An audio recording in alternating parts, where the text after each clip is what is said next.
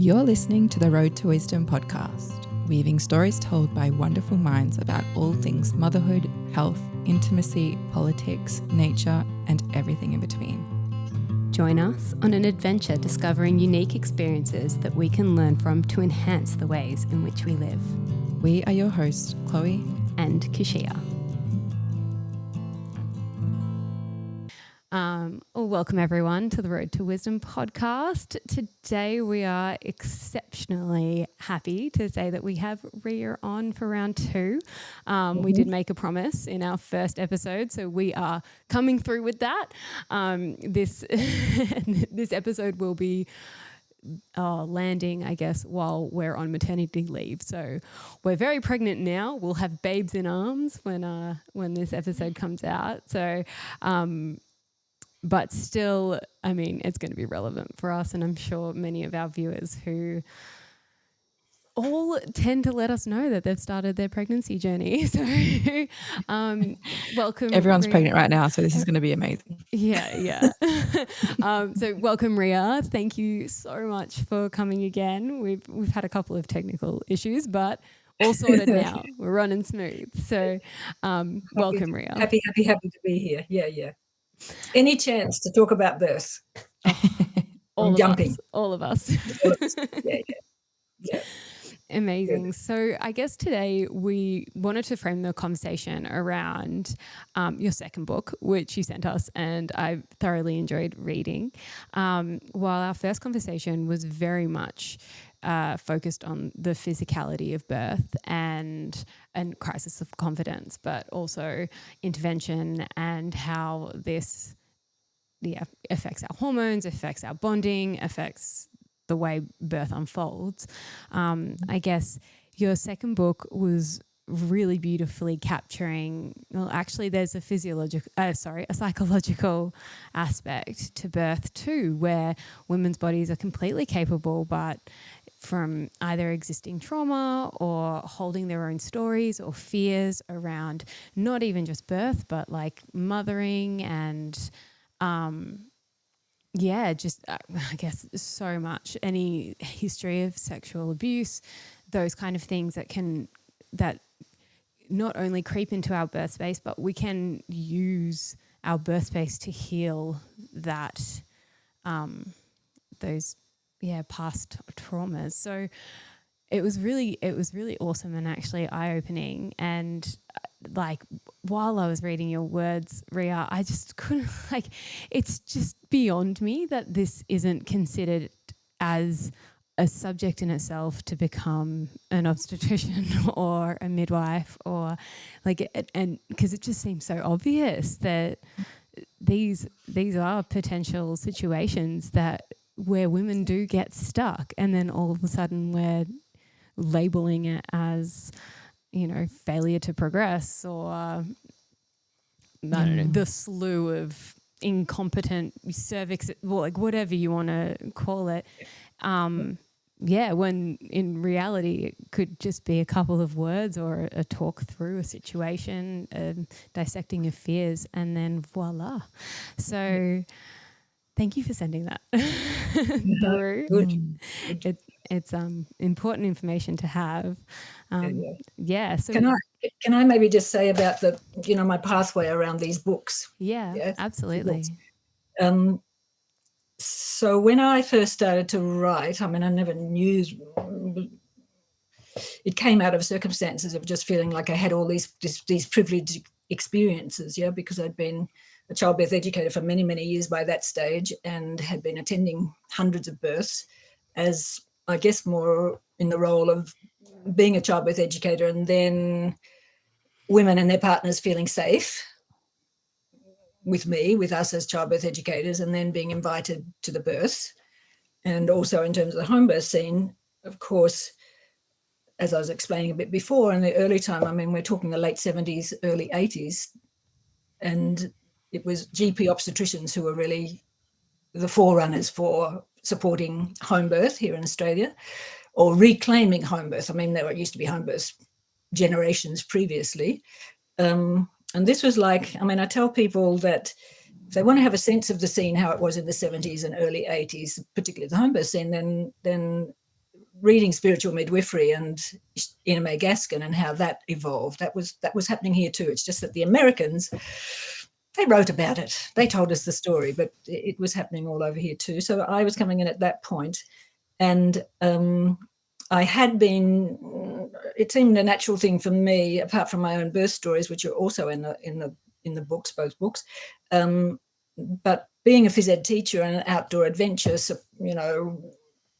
facilitator, and seeing that many of us have great physical capacity, but whether or not we fulfill that or achieve it in all sorts of challenges that we might undertake, whether it's in running, swimming, the sports, or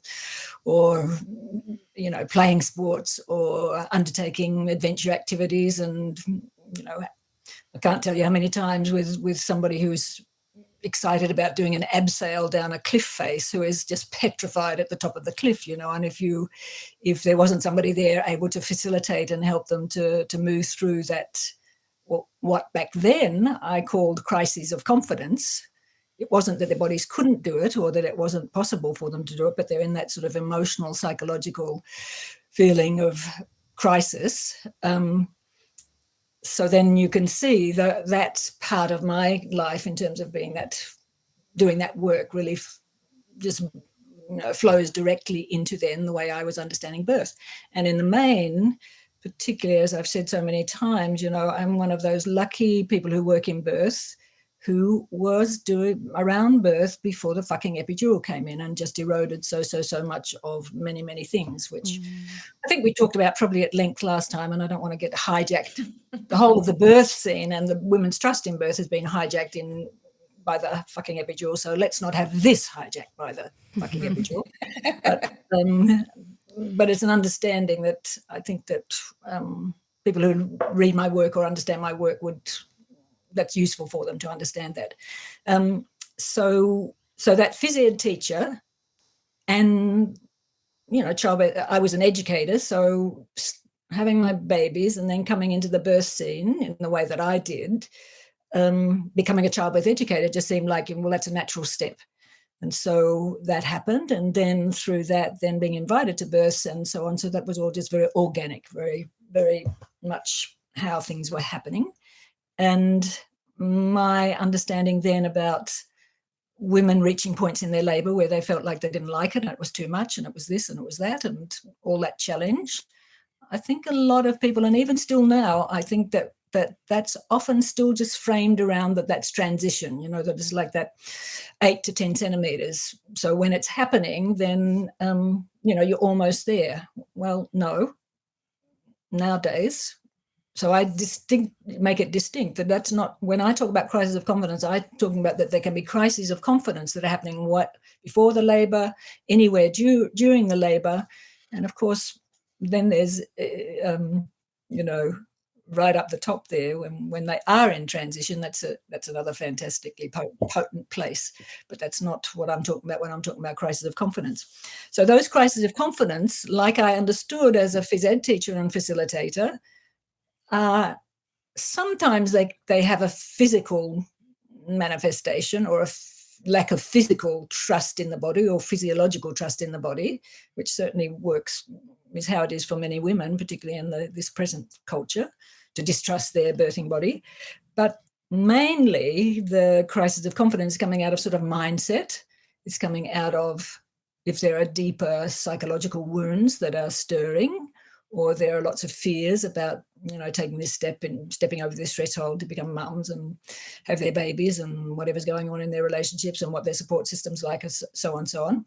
So a lot of that, I guess probably I started it's more we're thinking mindset.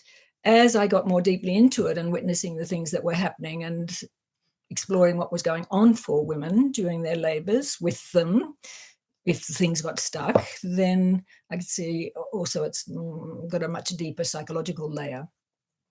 So we'll go into that in a bit more. That's the whole thing about this talk. But I wanted to also say that when I first started to think, and I think one of the main reasons is, and I probably said this last time, my daughter, who is my editor, is a writer and editor.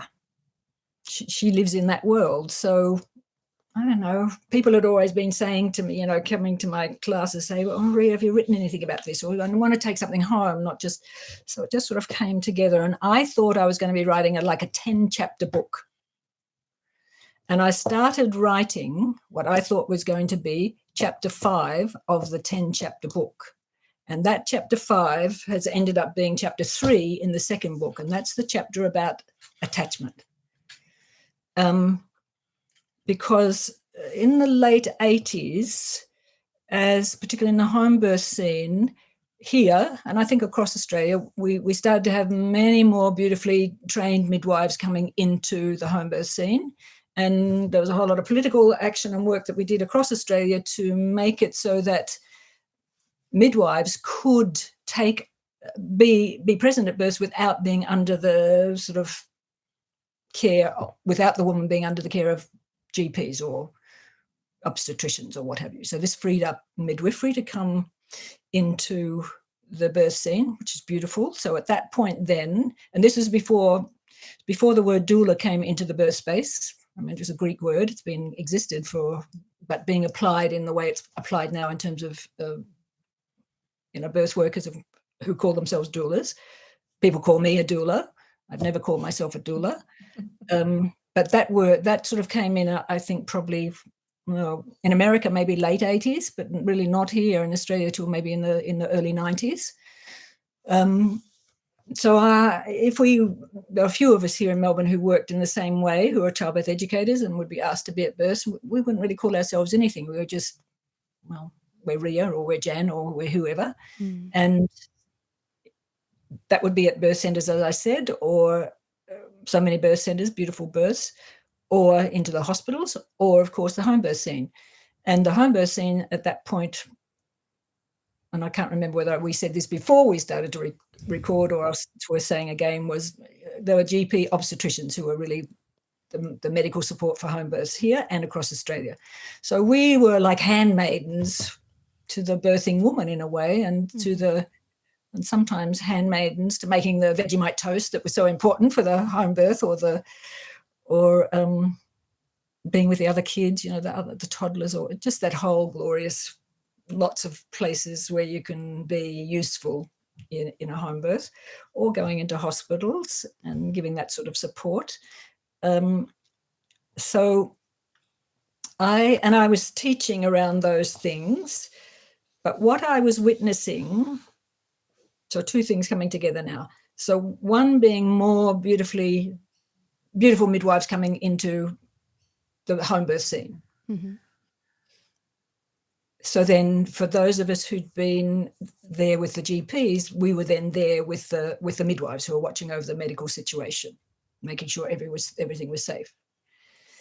So I think that privilege of witnessing what the stories are, what's going on, what are the dynamics, what are the emotions, what's the psychological stuff, and it changed a little bit there in terms of midwives coming through, that there was a thought for those of us who'd been doing it beforehand in the way we did, thought, well, will we become midwives? Do we want to become midwives? And there was a group of us, about 5 or 6, who realized, no, we don't want to be mainly we didn't want to be midwives, because to be a midwife at that point, you had to do 3 years of nursing, then you had to do practice as a nurse, and then you had to go and do your midwifery. And so none of us wanted to be nurses, and we didn't want to go down that pathway. And this was before the direct entry midwifery courses started.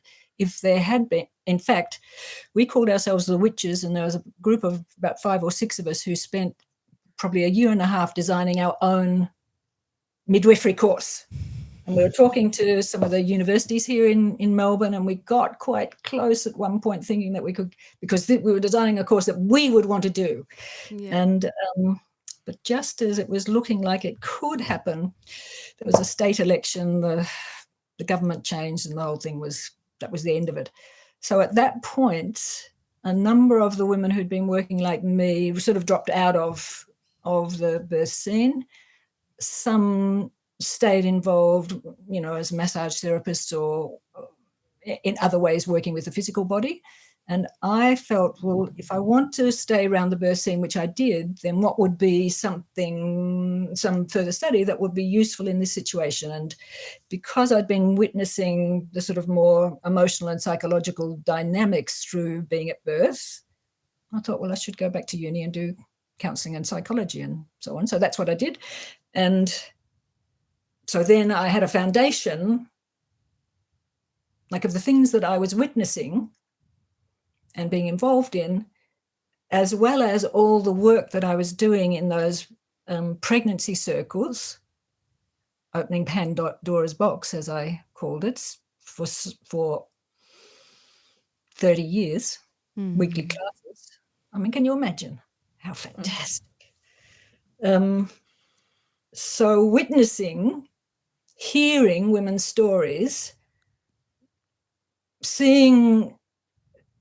knowing women through the pregnancy regularly, weekly, hearing stories, what have you, then being invited to the births and seeing how whatever those delicious things in their lives, how they play out to be so supportive, or those very challenging things in their life can be points where these crises of confidence would come.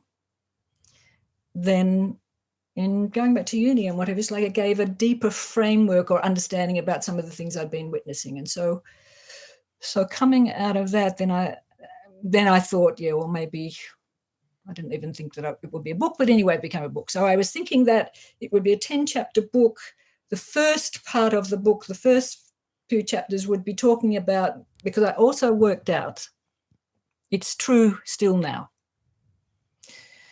that for women who want to go have a go at normal physiological childbirth, all of the psychological and emotional stuff might be very juicy to them. They might be feeling like, oh, yeah, I'd really love to go deeply into that and what have you. But if they have not got their head together and their understanding together about crises of confidence and the physicality of the intensity, the whole pain issue, then all the rest of it doesn't matter, because they're going to be headed off at the pass in very early labour as that big jump up in terms of the intensity of the labour. So I knew that the start of the book would have to be addressing, if you like, the phys ed teacher would have to be talking in those early chapters. And then the woman who'd had all of these just glorious gifts of attending births and seeing them unfold, and then the sort of grounding that came from my doing that uni,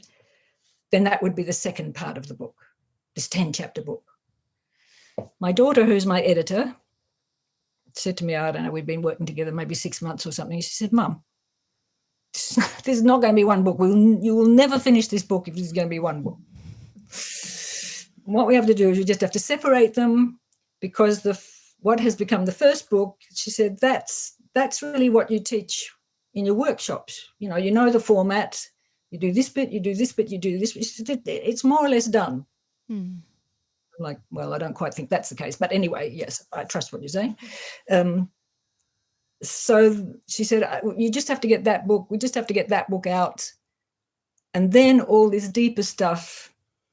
She said that she herself hadn't yet had babies herself. So she could connect with the physicality. Lots of people can, of course, because we do other things that are physically challenging, that bring up crises of confidence. But to go into this deeper space that second book is about, that wasn't really her life experience at that point. Since then, she's had 2 babies, much more of her life experience. So she said, we just have to leave this stuff. It'll have to be a second book. We have to get that first book out. So we got that first book out 11 years ago this year. So, it's true. I would never finish the book if we were trying to still go for one. And the issue, because the epidural has come in big time, that first book is so important in terms of a counteracting narrative to the idea of the epidural, I think. Yeah. So then coming back to, after 10 years, what then is really where my heart lies about birth and being with hearing women's stories and so on. We had to reframe it again. I think we had to sort of set the scene, because the birth scene had become even more interventionist. So the first 2 chapters in the second book, well, the first one particularly, is sort of just laying out, well, what's happening now. This book It came out in 2020. So some big thing happening in 2020 sort of interrupted all the plans. Something. Of the great launch parties we were going to have. But that sort of sets the scene again, and particularly starting to draw a bit into, well, the psychological. Yeah. So we certainly know, I think that everybody would be well aware, because of the championing of support for it, about postnatal depression, about the difficulties that can come up after the babies are born, and the care and so on that women need, and partners, fathers, and that much of the psychological distress that can come up in that postnatal period is in fact the same big issues, big life issues that I and other women who've had the privilege of working in birth the way I have, we see as what I might call what I do call wild cards, or psychological issues that can really blow up in the pregnancy and in the birth itself. And that if women and their partners can be attuned to understanding and working with those deep issues beforehand, then that can be supportive of the birth going more straightforwardly, but also that postnatal period is not the time where it all starts to, that it's starting to really unfold at that point. And this is something that I've been thinking on quite a bit since reading your book in preparation for this chat. And it's just so mind-boggling that that medical professionals who are dealing with birth are not trained in that psychological aspect of it, because it does play such a huge role. And if you're not going to deal with it before the birth, and you can't deal with it during the birth, and instead of dealing with it during the birth, and I obviously don't know percentages here, but I would say there's probably a large percentage of, like, if there was someone who was clued into the psychological barriers of birth present and able to work with that woman through that, a lot of the interventions we see today wouldn't be necessary. A lot of the trauma that women are experiencing within the medical system wouldn't be happening, and therefore postnatal depression probably wouldn't be happening. We could we could move through all this, but instead, it's like we've all lived lives before we fall pregnant, and with that comes whatever experiences, traumas that you've had. And if you don't address it before, you don't address it during, and instead of during addressing it, we actually numb it out as much as humanly possible, and take you out of your labor pain, and take you out of anything difficult, and cut and intervene as much as possible. Well, then, you're probably going to fall into a depression after, which, I mean, there's the whole physiological side of that, not having the right bonding hormones, etc., which we spoke about in our first chat, but there's still going to be those psychological barriers that you've not addressed at all that also need to be addressed. And we're sending parents into parenting like brand new babies, and just patting them on the back and being like, oh, well, it's just part of it, and normalizing postnatal depression, and and potentially the added, you could have come into that pregnancy with trauma, but we've just added to it with the onslaught of things in the medical system, and now you just, good luck. Where do you go? So since like reading your book, it seems almost just common sense that this should be a whole subject that anyone working in birth should be going through, because the amount that can be avoided, and not just that, but the amount of trauma that can be healed, which is something that, like, in the stories you share, you've helped women heal trauma during their birth. Like, how beautiful. And then you're sending those parents into parenting. Well, what an amazing opportunity for that baby, and how lucky that they get to grow up in that experience. So it's really something that like I'm just talking to everyone about since reading. I'm like, oh my God, how have we not even thought about this? But yeah, and like given it the importance that it needs. So I'm really glad that this book is out there. Yeah. Me too. Yes. And so I'd love to like probably go into a bit of the Pandora's box, because for those who haven't read the book, like what should they know about Pandora's box? Yeah. So what they should know about Pandora's box.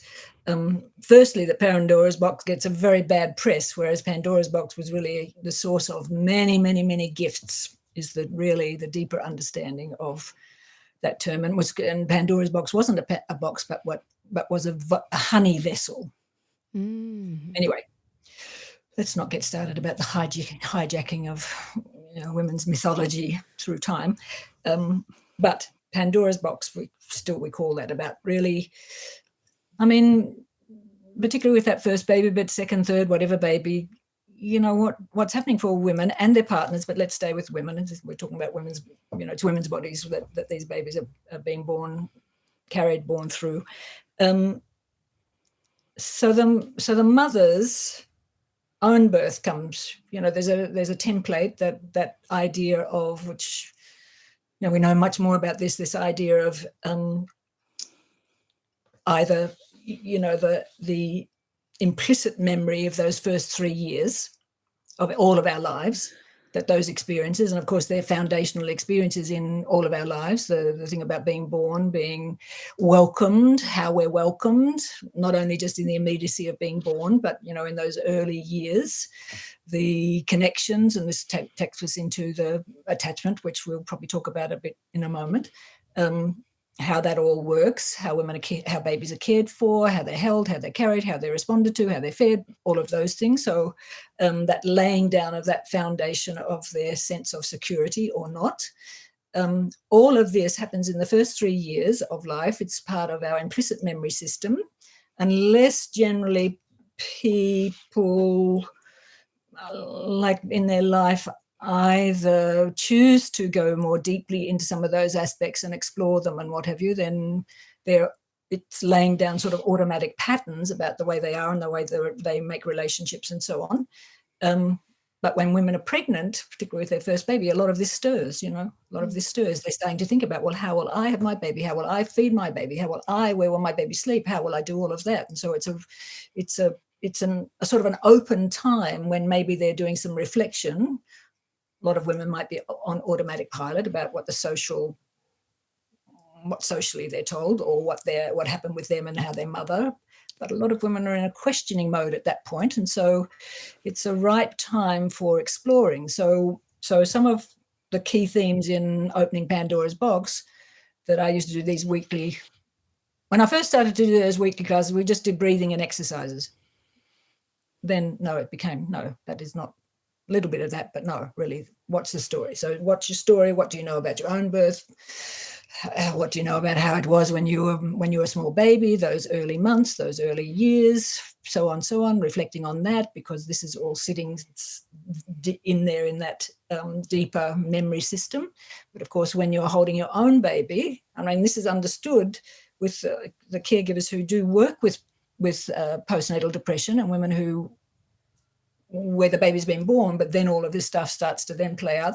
They understand this is these women have been thrown back into their childhoods or their babyhoods, and that a lot of that if there's been trauma, we hope not, but for many women that can be. So that then starts to come up in the postnatal period. So I started to feel like, well, if we can talk about this and we can work this through, and women can have a sense of that, then, and do some of the crying, do some of the distress, during the pregnancy, to work that through, or try and reframe their story, or do some deeper counselling around it, or just even to be in a space where it can be acknowledged and they can have a good cry, and then work out strategies about not only for the birth, but how and what they're going to need in that early postnatal period if they have these more difficult stories.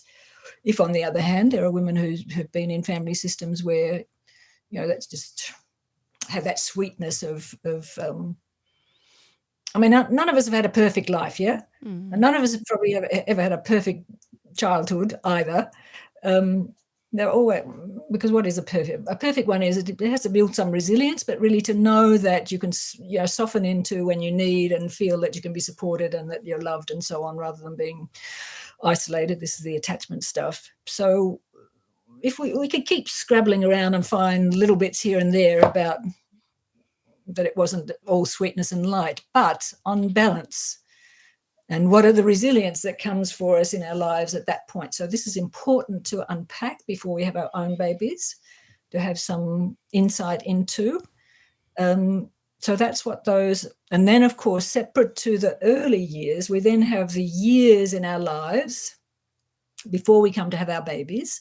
And this, of course, starts to, the birth sits into, because it has that element of the sexuality, the, you know, the body systems that are around the issues of, we now know much more about the hormones, but really, you know, the sexuality of birth in terms of the body parts and the opening in the vagina and the baby coming through. And so this tapping into the breasts, and the breasts as, you know, can the baby have the breasts, or the breasts belong to our sexual partner? Or so a whole lot of tensions around those things. So yes, like what is the journey through, as Jane Hardwick Collins would say, you know, across the line from menarche and so on, as well as sexual, you know, our sexual awakening and sexual life. And hopefully it's all been consensual and beautiful, and gives us a sense that our body works so beautifully and we can open to, in a loving embrace, to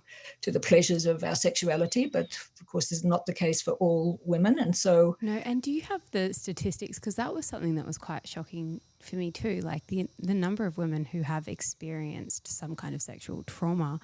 And and then, you know, obviously being in the birth like medical system for their birth, that being reignited, because it is another power over situation. Do you have the statistics of the women? They possibly could be there in that book, but I'm not sure. They're certainly not in the top of my head at the moment, but it's a lot. I feel like 1 in 3 is sticking out to me, but I can't.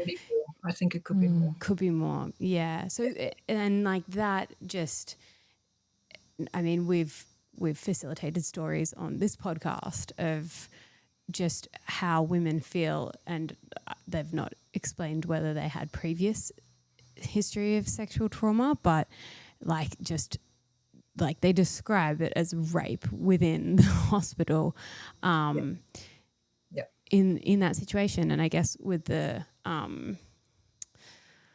Chloe, help me out with the word.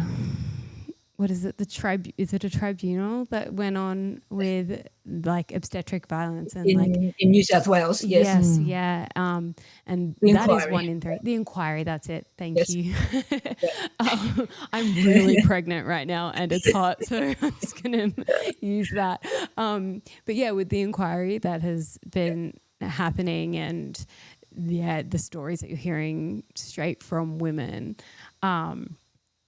And the obstetric violence that they perceive, like whether it's perceived or like actually physically there, is it's insane. And of course you can't birth a baby naturally in an environment where you feel so unsafe, and that's going to trigger those past traumas. So that was something that really struck a note for me in your book as well, because when you've got statistics like that of women who have been in those circumstances, like how is that not a consideration?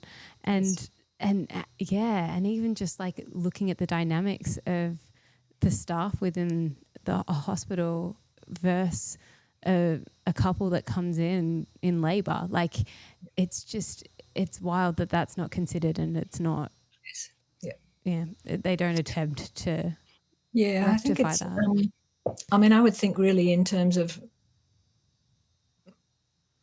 even in that medical situation, people have been medically trained in birth. I can't imagine that even those obstetricians haven't had some, you know, at least 2-hour lecture on sexual abuse and how it impacts birth. There must be some sort of education, but in that more medical model, of course, it's often seen that, well, to do an elective Caesar, is the best way to deal with it, because then it's a medical situation. It doesn't enter into that sort of sexual realm.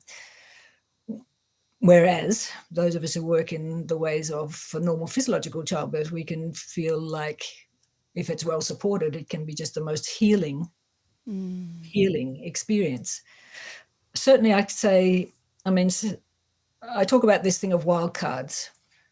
So wild cards, this is because my family system, we play lots of cards. So our favorite card games and whatever. So wild cards, big deal. So wild cards mean like they're high potency. If anybody who's listening is a card player, you know, whatever the wild cards are, they're high potency. You don't know quite when they're going to play out. You just know that when they play out, they're going to have a big impact on the game. So I use that sort of symbology in terms of there are certain life experiences that women have, or certain things within the couple dynamic, because of course now that we have fathers in the birth space, or other maybe in a lesbian relationship might be the other mother. That maybe that's another conversation to have. Well, I talk about that. I mean, I just mean that the other mother might already have been experienced in birth. Yeah, she may have had her own baby. So there's an experienced other woman in the room, but when we've got the father in the room, there is no experience there. So well, there's the experience of them getting born, but not giving birth. So the wild cards, and maybe we'll talk a bit more about some of them, but really the most dynamic, the most impactful is sexual abuse. If there are sexual abuse histories, and so certainly in the home birth scene, as far as I know, probably across Australia, but certainly in Victoria, where I know many of the midwives, but other midwives tell me that naming of wild cards, like having a language, so being involved in lots of preparations for home births, you know, and we have the home birth meeting before everybody comes to meet, and then there's always the conversation, okay, well, you know, where's the baby's things, and where's this and where's that? We go to the home and get all that sorted out, and then they're sitting around having a cup of tea and some cake, and are there any wild cards that we need to know about? I mean, I might have, if I'm involved in the birth, I've probably known about them before because women have been coming along to my classes, and that's all, you know, we've all been looking at those things. But sometimes the midwives know these things are potent in the birth, and so this is a place then but there needs to be a relationship for women to discuss and to open these very painful stories. That they need to feel safe also with caregivers and so on, because I mean, in the hospital system, like there are checklists. And so a pregnant woman in early pregnancy might be talking to a midwife who could be a beautiful person, beautiful energy and beautiful midwife, but she's a stranger to the mother, and she's got a checklist and just checking off this. Have you got this? Have you got this? Have you got this? Oh, and any history of sexual abuse. Well, I don't think you're going to get to hear that story in that context. So the context of relationship is, if I think about that Pandora's box, that safety in relationship, not only with me, but with the other women in those circles, of course, allows that softening and trust that these stories can come forward, and strategies or healing can be happening in that way. So sexual abuse, dynamite in a birth situation. So women who have those stories, hopefully they've got good support around them with people, other midwives or other women who know what they're doing when this starts to impact into the birth. Yeah. And I mean, like I've gone through the obstetrics, like a private obstetrics, public, and I've gone through a home birth midwife. And I mean, everyone talks about DV situations, like that's just a box that they ask and tick. Yes. And I was like I'm not in that relationship, but but I was like, like the way it's asked, just like, do you have a history of heart conditions? Do you have a history of stillbirths? Are you in a DV relationship? Like, you're not going to get that answer. That's a big, it's a big situation. Exactly. That Relationship has to come first, then we have safety, well, ideally, hopefully, and then we can have exploration. Yeah. Yeah. So no, and it's interesting that like it surely everyone understands that that's why it's there, right? Everyone understands Yeah. that that's quite a big thing. But Yeah. the approach behind it is so pitiful that like, well, what would why even give it any airtime? So Yes. Yeah. no. Yes, exactly. Yep. Can I talk a little bit about attachment? Yes, please. I mean, there's so much to say about it. So chapter 3 in the second book, but I want to talk about it just very briefly, and then sort of jump actually back to the couple relationship and what happens with that in the birth, which is chapter 7 in the book.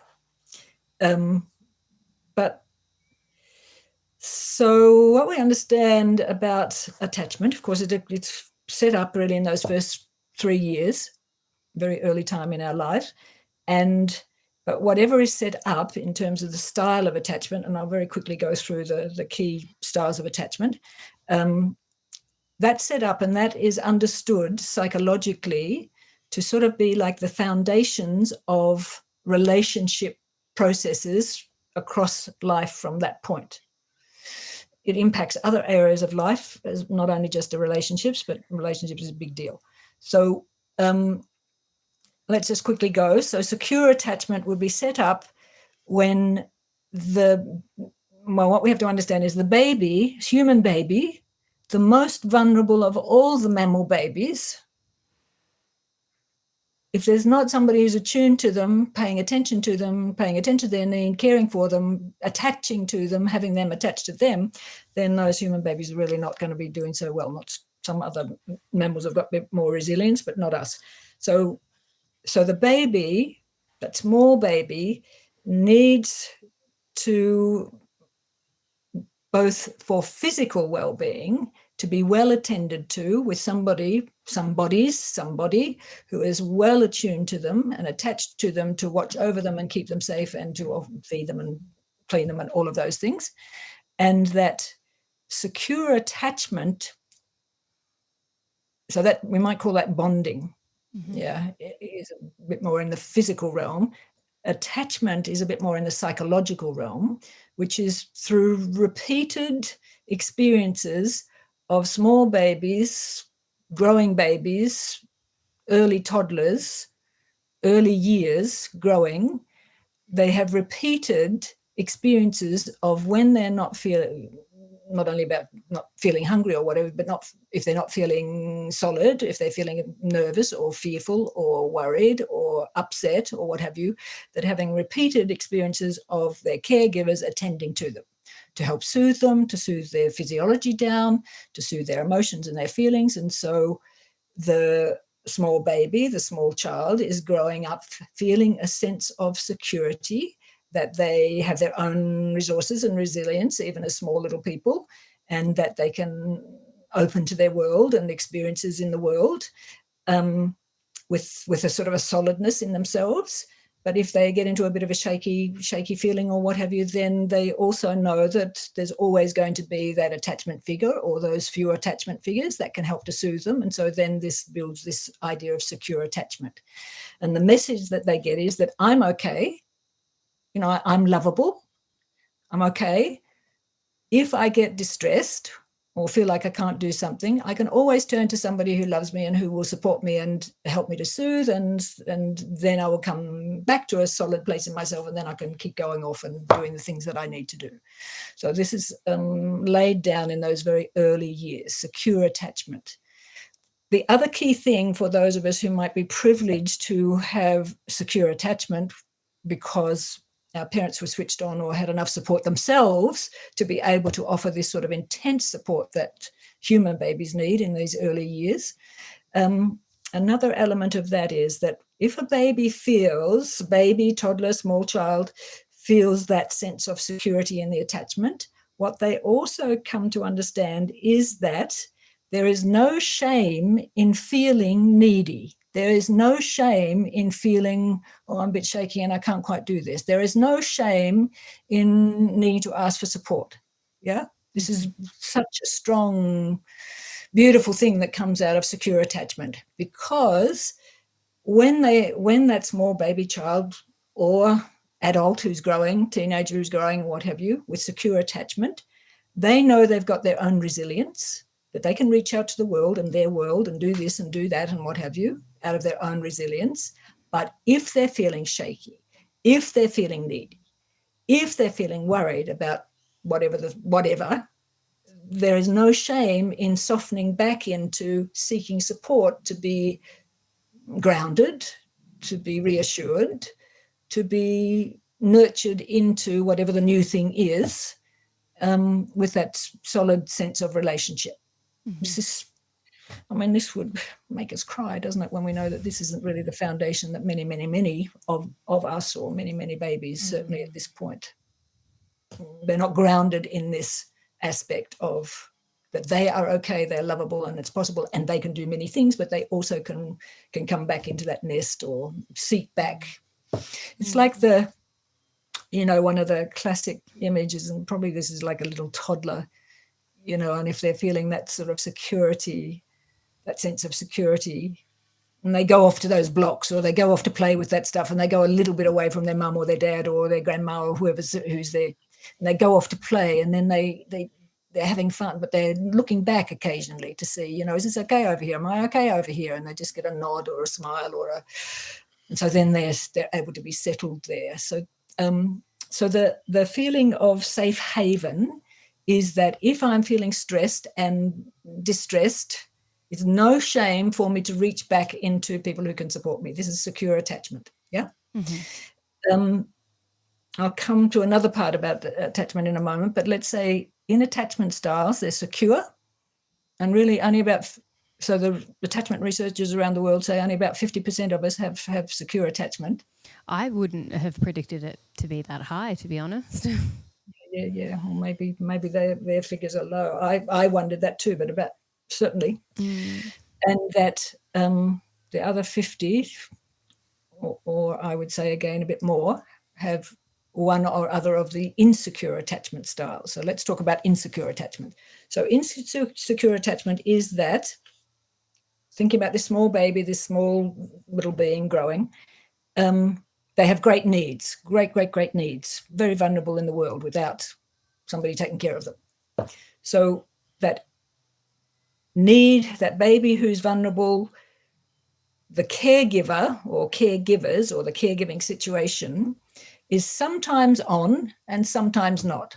So sometimes attuned, sometimes, yes, able to offer that support at that time, sometimes though not available, not present, not only they're not present, but they could be there, but not paying attention. So this is called an anxious attachment, because that small baby, toddler, early years, knows that sometimes it can work. Sometimes when I'm feeling shaky, anxious, worried, blah, blah, blah, if I keep trying to get that attention that I need to help to soothe me, to soothe my internal processes and to soothe my thoughts and feelings, sometimes it will happen. So that leads to an anxious attachment where the baby, child, are always anxious because they don't know whether it will work this time, whether I can feel safe or I can't feel safe, or somebody will attend to me or they won't attend to me. And that can carry through life and lead to a whole lot of dynamics in predictive of couple relationships, however this works in these early years. So the anxious attachment, in terms of translating anxious attachment, we're usually talking about babies and small people. When we translate that to adults, it's often called, the words got out of my mind. It'll come back to me, hopefully. It's called, oh my God. Anyway, it's called preoccupied. Yeah. So they're preoccupied in relationships, not with getting on and doing things and whatever, but preoccupied about, are we connected? Are we, it's like that anxiety about whether there's a solidness in the relationships, whatever the relationships are. So preoccupied when we talk about anxious attachment in adults, preoccupied attachment. Mm-hmm. Then we have the plight of the small babies, toddler, so on, in those early 3 years, where the caregivers are never available. I mean, by that we're meaning really in this much more emotionally attentive, I mean, presumably, hopefully, although sometimes, of course, not even at the physical level being well cared for, but certainly at this more emotional level, psychological level, never available. So the small child then is left to deal with all of their own vulnerabilities with no support and nurture for that. And so for those children, so we call this then becomes what we call the avoidant attachment. So that is that the child gives up on even trying. So the anxious attachment kid is still trying, always trying to get that soft, sweet spot of feeling loved and cared for and safe. Avoidant child has worked out that it's never coming, so I've just got to shut down my needs and become much more my own person. Does this play out, and I don't know if you talk much on sleep training, but does this play out in those situations where children are left to cry it out? Please don't get me started. I'm going to start crying myself. Yeah, okay. We are fucking with all this stuff in so many ways. Mm-hmm. Yeah. No. Yeah. So there's an example of a child shutting down because their needs aren't going to be met. It's not being met. So we've got secure attachment, then insecure attachment, these two, anxious, avoidant.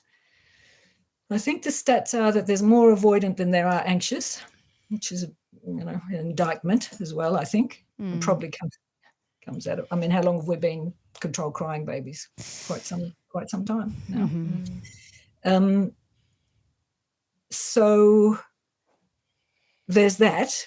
There's also disorganized attachment, and this is rare. This isn't not so much, but I mean, it's devastating if it's the case. So disorganized attachment is where it's not just that somebody's on sometimes and not on sometimes, but the attachment figure is a danger to the child, is ignoring them or sort of loving them, but loving them in a way which is dangerous and so on. So the disorganized, those kids don't know what the fuck they're doing. Can I go to them? Will I be safe? If I go to them, I can't be safe. It's not safe. So that they're just disorganized about what they're even trying to do. The anxious child knows that sometimes it will work, so they're putting energy into it. The avoidant know that it's never going to work, so they're starting to draw their own resources within themselves. So, and disorganized, that's a whole other trauma. That's trauma background. That's really trauma backgrounds. Okay, and that would be like a domestic violence situation. Yes. Yeah. Yes. Okay. Yeah. So, and then how does this play out? I need to. Yes. Let me just keep running this. So remember, I said with the secure attachment, those lucky babies, adults, people, no shame when they feel vulnerable, can reach out for support, cross their lifespan, because they have that secure attachment that I have my own resources and I'm okay and people love me and people will be responding to me. So no shame. Both the anxious and avoidant attachment, shame. So the anxious seeking all the time. So there's a feeling of shame. I need to explain a little bit about very quickly. So we're going to have another chat at some point. That's what I like to say. But we have to differentiate between like social shame. You know, we're herd animals, we're human beings, different communities, different cultures have various elements that are seen as social shame or taboos that are ways to hold a community together. Yeah. So we're not talking about that sort of social shame. What we're talking about in this is what Gestalt therapy, I think, just uses the most glorious language, which part of my training is Gestalt. So they talk about ground shame. So this is at the very ground, the foundation of the growing psyche and psychological and emotional center of the child is seen to be shameful. They feel themselves to be shameful. Like, I'm not loved enough in that avoidant situation for anybody to really pay attention to me and nurture me. So this is a sense that I am not okay. I am not okay. I'm not enough. The anxious, I'm not enough for somebody. I have to keep working so hard in order to get somebody to pay attention to me and so on. So this ground shame is part of that story. So maybe you were going to ask this question, but let's go on to what does this all mean in birth? Yes. Yes? Yeah. So, so for women who are securely attached, and if they know and understand that in present way we live our lives and what have you, that whether or not they've come across my stuff and talk about crisis of confidence, but they know probably there's going to be some challenging bits in a labour and that they've got their own resources. But if they feel vulnerable in the labour, they have no feeling of shame, but to make sure there's somebody, the appropriate people are there who are going to offer them that support, whether it's physical, emotional, psychological, whatever it is. And so that's a sweet, so the secure. It doesn't mean to say that the securely attached woman isn't going to have to do the hard work of the physicality and the deal with the pain and the crisis of confidence come out of pain. But at that emotional and psychological level, she will be open to inviting the sort of care that she needs in, because that's what you do. If you're facing something new and something vulnerable, you get your people around you, yeah? So the two other attachment styles, the anxious attachment style, well, you can see with the anxious attachment, what's that doing to the hormones, yeah? They're anxious all the time. And here there's in a big story, birth, got a lot of anxiousness about it, let alone in terms of the quality of the relationships. So probably their hormones are just never going to really settle for that birth to go well is one part about it. Another part about it is that they're anxious about who's going to be with them, how the key element for the anxious person is that it sometimes strongly flips to the anxious person taking care of the hoped for caregiver. Because if they can take care of the caregiver, then maybe the caregiver might be solid enough for a moment to actually be able to care for me. This happens from very early age with these kids, taking care of their caregivers, with the mum, dad, grandparents, to soothe them so that they are available for the nurture that the child needs. So the birthing woman, let's set this up. The birthing woman of anxious attachment, apart from the fact about whether the hormones are going to be working for the birth to go well, but we can put the drips up and what have you. She's got her partner, generally her male partner, with her at the birth. Do they know much about the birth? Often they don't know much about the birth. And the male partners are often agitated and worried and feeling they don't know what they're doing. And so the mother who needs that attachment with her partner, this anxious attachment, they are often taking care of their partner to try and soothe their partner down so that they're getting a bit of something solid from their partner as they're going about the birth. I mean, they've got enough to be doing in that labour to be taking care of themselves and those babies without having to take care of those partners as well. But this is part of what then happens with that anxious attachment, let alone once the baby's born and in that early time with babies and breastfeeding and so on. A case in point, I've got it in the book, but so in a number of countries now, they've done research with dads asking fathers who have been at the birth about their satisfaction with the birth process. And the majority of fathers in this research are more satisfied when the mother is on an epidural than otherwise. So this is it's a dynamic of many things, but it's certainly a dynamic of the anxious attachment. So that calms the father down. So then the father is more available to the mother. I mean, the birth can be fucked, but they can play Angry Birds together and just be sweet lovers. I'm getting blasé about this, and the way I explain it's like, but it seems to hit the point that people start to get it. But really, whenever I talk about this, I'm crying inside. Yeah. So anxious attachment. So then avoidant attachment. So when I started to first write this, which was, remember, I was this chapter about attachment, I was writing as the first thing I ever started to write. At least maybe 15, 16 more years ago. And when I first started writing about it, nobody else was talking about this in terms of, not to talk about that, but not in terms of birth. Yeah. I sort of felt like, as I was writing it, and I think my daughter, Mattia, was also thinking, which is why she said, no, let's do the first book and not, because, I mean, maybe at some point in my life it was a bit hippie-ish, yeah? But I'm not really so hippie-ish anymore. And so she used to say to me, Mum, you can't use that language, it's too hippie. Do you want this to be a hippie book, or do you want this to be something people can read and really feel like?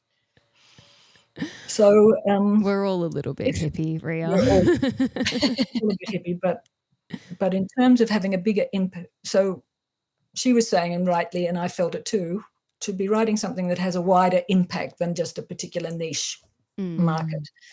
So what's happened in the meantime, just because it worked out that I didn't get round to getting this book done, since I then came back to it all these years later, there's research now talking about not only about birth, but about pain and attachment style. And also some researchers here in Melbourne who are talking about pain and partner's attachment style and what that means in the birth. So all the things that I've been witnessing and seeing and thinking about and nutting out for myself, now there's research to back me up. So no longer a hippie book. Sometimes you've just got to go with your inner hippie intuition, right? Exactly. I think that's the main lesson I'm taking away from this. Yeah. That But I mean, if any of you have read this book, this is really my PhD. The amount of references in that book to back all this stuff up. Yeah. So it's definitely a book the to be attachment read. stuff plays into the pain, the mother's experience of pain. Now, whether she feels safe and supported enough to really work with it, or if she's in distress and that makes her partner in distress with the anxious style, well then, and then of course with the avoidant. For the avoidant women, remember, it is absolutely shameful to be vulnerable. This is that deep ground shame that they've learnt from early childhood, to admit that they're not in totally in control, to not be in total control. This is absolutely ground shame to their very being. So of course the epidural can take care of that. Yeah. I think there's a lot. Go for it, Rhea. Yes, exactly. You can see I'm passionate. I'm on a roll here about this, because there's another part about attachment. So that's the part of attachment we call safe haven, and we need those safe havens through life. These patterns, unless you understand that it's not really been solid for you in your early life and done some work on it, it's going to run through your life and your relationships, and come up in all sorts of ways, not only in birth, but starting a new job or doing, everywhere. We then have what we call the secure base for exploration, and this totally taps into the couple relationship. So secure base for exploration. This is, as I was saying before, that toddler, playing with the blocks over there, needing to just check back. Because I've got these grandkids now, I'm just seeing this played out all the time. Check back to me. Yeah, sweetheart, it's all good. Or to mum or dad or whoever, check back. And then they know that with that nod or that smile, or that, not that they're shaky, they just need to feel like what they're doing is okay. They're excited about it. They're doing something, that it's okay, that it's safe for them, that it's something they can do. And they don't need to come back. They can just have this sort of invisible thread that says, yeah, you're okay. It's safe. Go for it. So this is what's called secure base for exploration. So the secure base is the emotional resilience that comes from the relationships that, if you're really stretched into something new that you're exploring, which could be exploring blocks in the playgroup, or it can be exploring doing that new study at uni, or it can be exploring that trip overseas, or it can be exploring that new relationship, or it can be, whatever it is, or that new job or so on, that there's a secure base of knowing that there's no shame if the new thing that you're exploring and doing and needing to master is challenging, that you can, lean back into the secure base of the people who are your people, and with no shame be restored or energized or soothed, so that you can then get on with the exploration. So in labor, what does this look like? Given that for women taking their partners in, So who we choose for our partners, it's about attachment. Maybe that's a whole other book to read, but anyway, there are other people who've written about this. So with the partner there at the birth, and so for some women then, so let's say in that normal first baby, normal physiological childbirth, there's those shaky moments. I call them crises of confidence. When she's in a crisis of confidence, she's not tapped into she's tapped into vulnerability. And of course, that usually is happening as well with physiological pain.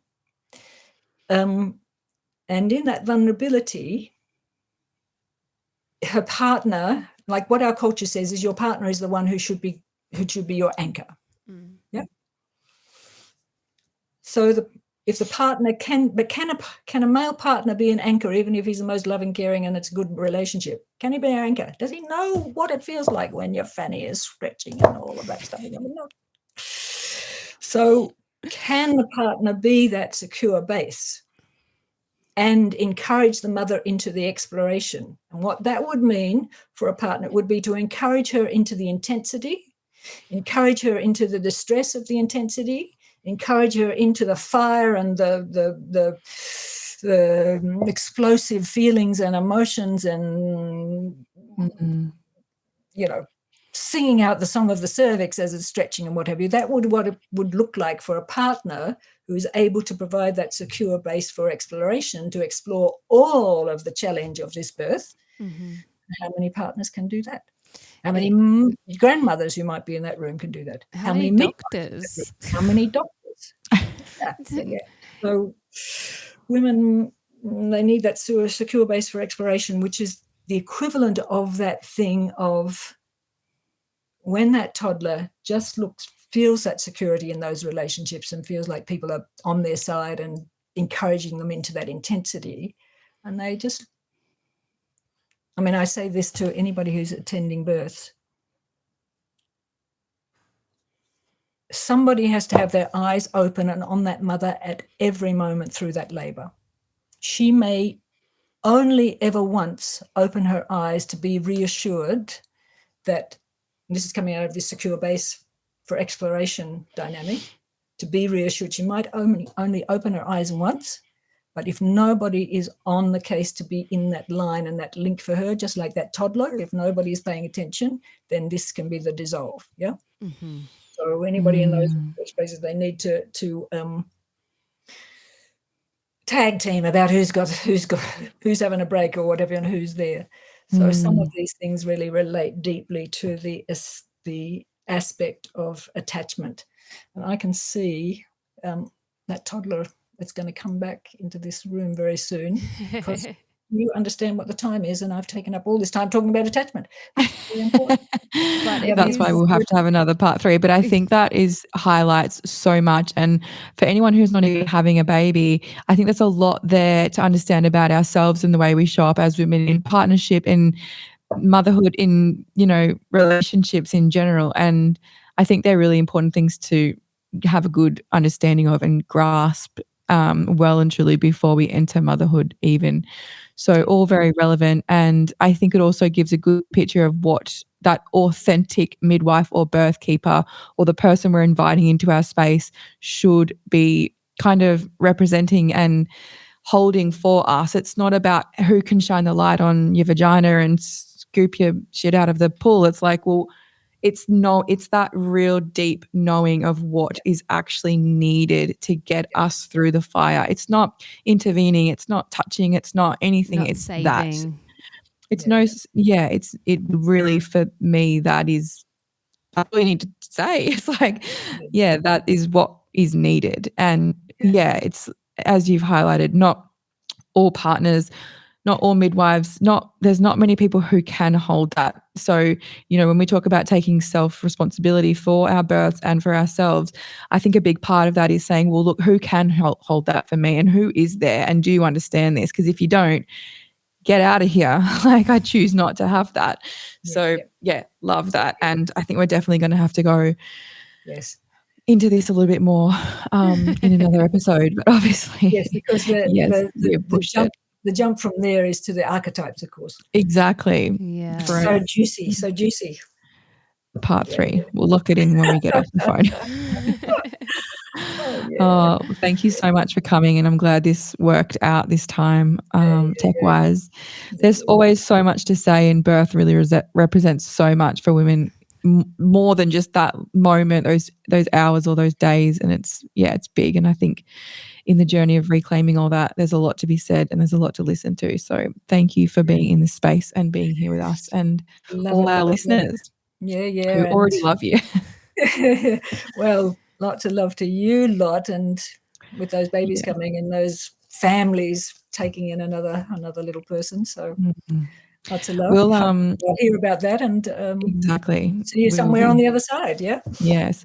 All of our listeners have probably listened to your first episode, but anyway, we'll link everybody to where to buy your book, where to find you, where to talk to you and connect.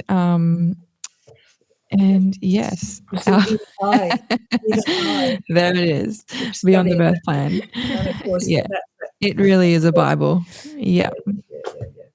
Okay, love you, love your work. Beautiful. Amazing. Thank you so much again, Rhea. Thanks for tuning in to the Road to Wisdom podcast. To join the journey, you can follow us on Instagram at theroadtowisdom.podcast and at www.theroadtowisdompodcast.com. Don't forget to subscribe and leave a review. We look forward to seeing you next week with more juicy content.